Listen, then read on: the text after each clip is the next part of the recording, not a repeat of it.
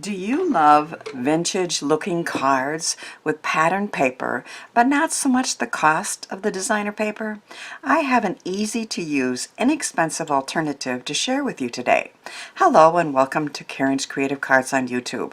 I am Karen Hashik, and I don't have much designer paper in my paper stash, but I do love to collect pretty napkins, and I can make a card with them for only a cost of about 4 cents per card.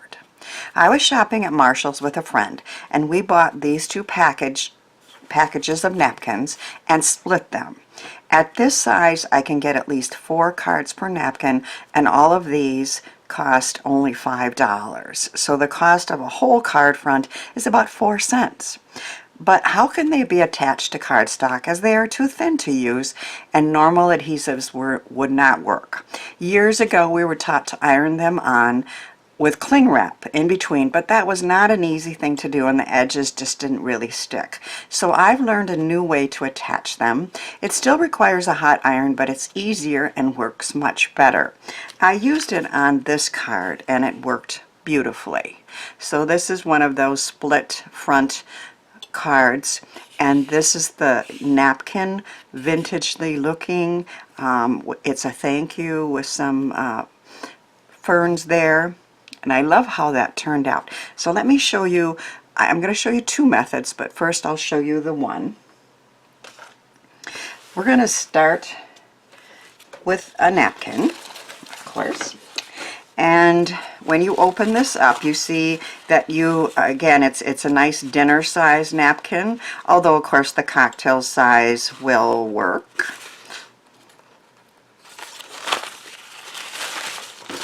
And you're going to cut it down to approximately the size that you want to use on your card front. So I usually cut it in half. And then I'll cut it in half again.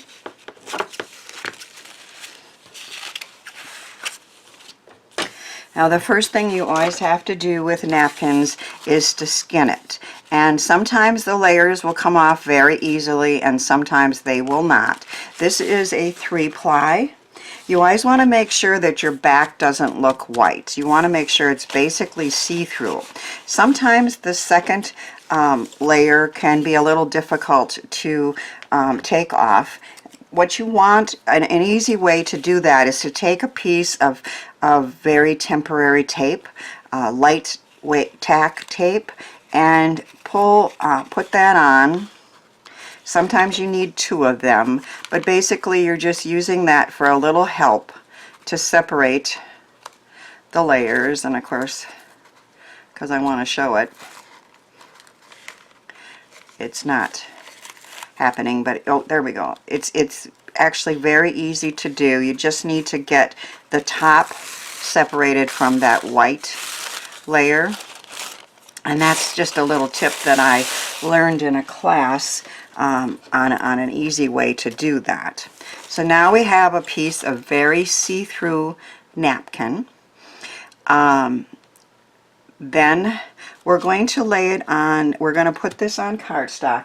I wanted to show you that, you know, typically we would lay it on some white, and that's pretty and all, but I kind of wanted a vintagey look. So if you put it on a cream, see how I just think that's so much prettier, not so stark as the white. And so experiment with your cardstocks. I mean, I've even used other colored cardstocks, but I like the look on the cream rather than on the white for these napkins. What you need is some Modge Podge. The class I took, she suggested the matte, but I only had the gloss and I used it and it worked just fine. So either will work. Now if you don't have Modge Podge, you can try white glue with a little water to thin it down. I tried that. It worked, but it took about an hour and a half for it to dry enough to be tacky but not too wet. And I just didn't have the patience for this. The Modge Podge is much, much quicker. I did this one just before filming, and within 15 minutes or so, it is ready to go. It is not wet anymore. I use this type of brush. You can use a brush with bristles, but I did find that I would lose some in there and have to pick them out. I found this worked very, very well. I'm going to protect my surface here. This may handle a hot iron, but I'm not going to take any chances. You take a piece of parchment paper and you lay your piece of cardstock with the Modge Podge on it, and then you lay your napkin on, and then you close. And I have a hot iron here. It is with no water, and it's, you know, set to about cotton, so it's the hottest setting on here. If you have parchment paper or something, you can use a normal iron because it won't hurt it. I guess I don't know how long. I just go from side to side. Let's check that out. We would, of course, cut this down to fit, but you can see it is attached very, very well. And could be used as a pretty card front. I had done these two earlier. This one was with the Modge Podge and cut it down, and it's ready for use. This one was with the liquid glue, so it did work well, but I think it took about an hour and a half to get it dry enough to work. So depends on your patience and what you have, what supplies you have in your craft room. But that is easy to do and easy to create with.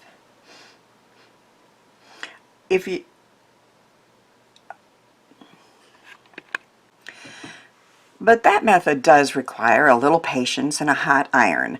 My favorite method to apply napkins is to simply add double-sided adhesive sheets right to the cardstock. Just takes a few seconds. I have a roll here from Couture Creations Die Cut and Bond, it's called, and of course it's two-sided adhesive sheets, and you can buy them, and other companies sell the rolls, and you can also just buy sheets if you want to give it a try. I have attached it to a piece of cream cardstock, and you simply remove the cover, take your skinned napkin and attach it. I want the dragonfly to be kind of centered there.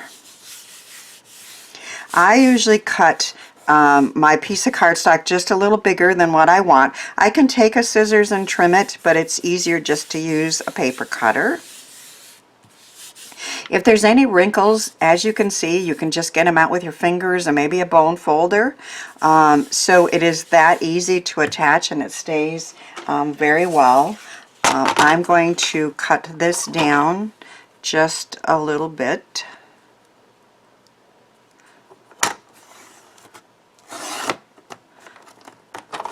I want it to be 5 1/4. I better cut this side off first. 4.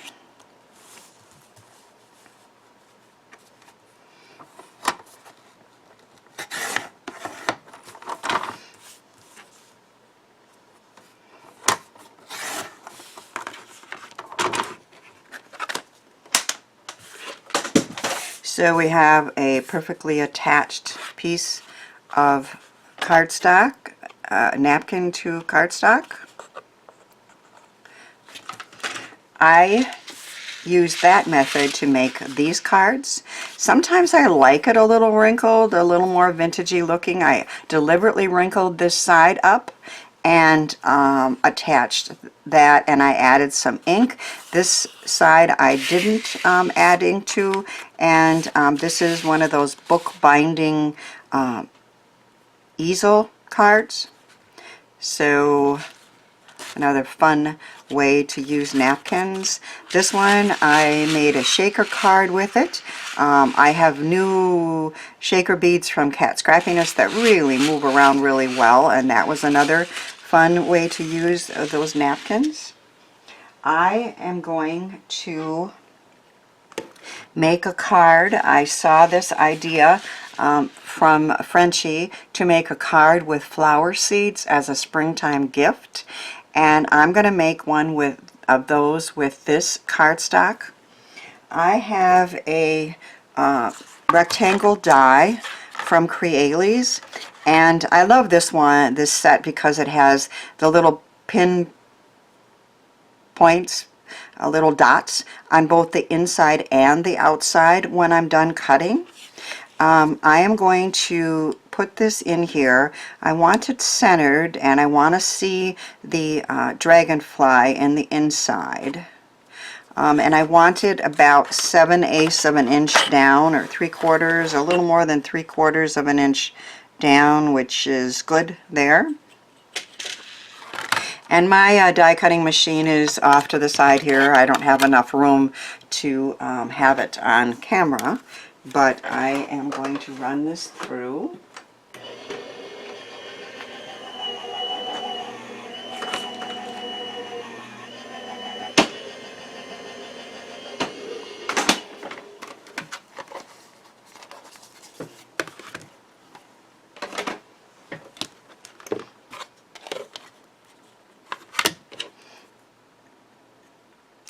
Sticking just a little bit, probably because of the adhesive. And I have cut this center out of here. And as you can see, there is a pattern on both sides. I am going to add some ink to this part, just to distress it a little bit, make it more vintage with Vintage Photo.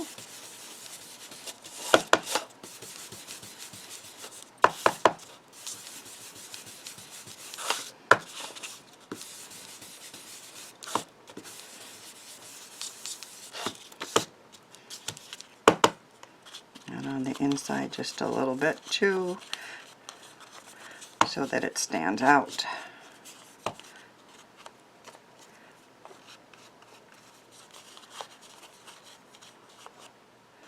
Just a little.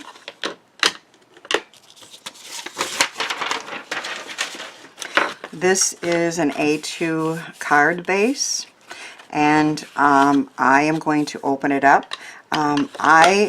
My method is a little bit different than Frenchie's. I've added the seeds inside a little baggie. I think this was the 3x4 size. Let's see. I know they're 3 by 5, readily available, and it works really easy to make a shaker out of these. So we're going to cut a slit in the front of this A2 card base. I have made a mark here that's 1/2 inch down, and along that I am going to cut. I am going to start at a 1/2 inch, and I'm going to go to 3 3/4, so that leaves a 1/2 inch on both sides. So down a 1/2 inch, over a 1/2 inch on both sides. So we're going to cut from 1/2 inch to 3 3/4, and just cut a slit in the front.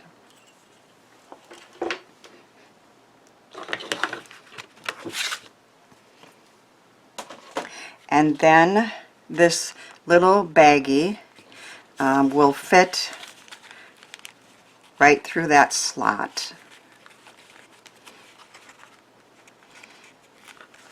And then I'm just going to fold it over, and I'm going to use some temporary tape to attach this. It could be regular tape, but I always like to make it so that they can take this, the bag out and not rip the card to pieces. But I just want it easier for them to get the seeds out, but also to have it hold in place. But I did forget one step before I did that. Let's see if I can still do that. I think I can. I was supposed to lay this over here and glue this piece on. So I liked the idea of having the pattern through the baggie. So I'm just basically going to just center this and then take some glue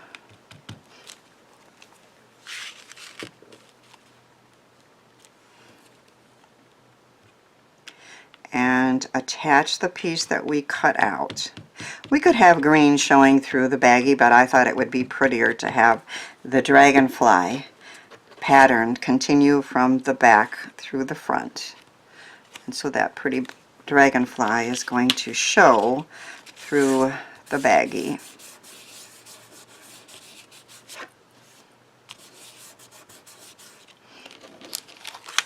So now you can see that this is a shaker now, and the seeds will be there, but the dragonfly will still show. Then I'm going to take this piece and I'm going to add some adhesive strips. You don't have to have it real high. These are very thin adhesive strips. You probably could just use glue to attach it, but this does allow for a little bit of movement still. But again, because it is a baggie and not, you know, a real thick thing that we're attaching, you don't need real high strips. And you don't even need to worry about making them perfectly flush, because they're not going to come out of that bag. So this makes a very easy shaker and a fun gift of flower seeds for a friend or loved one.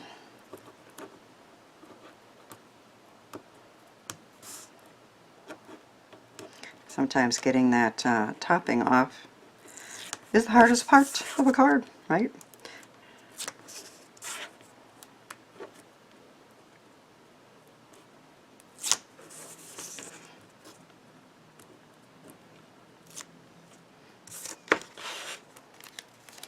We're gonna line this up with that center rectangle and also trying to get an even edge on all sides.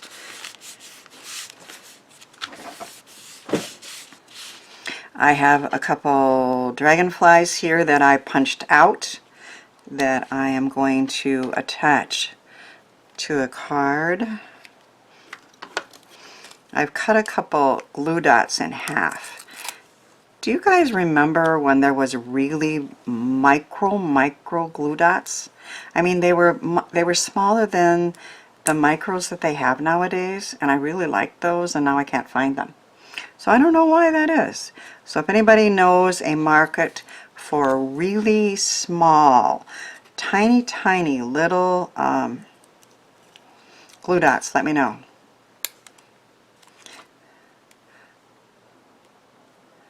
I know I used to have them, but I can't find them anymore.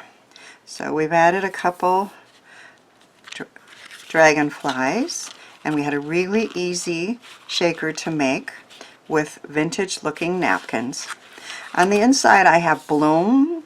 I'm going to cover this up and also add the instructions on here, again with some temporary tape so they can have access to it, and I'll just put that in the inside of the card.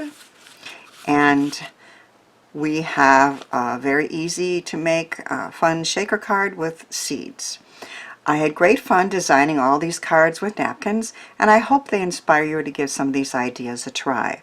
Watch the next video for some more creative ways to design with napkins, and have a great crafty day.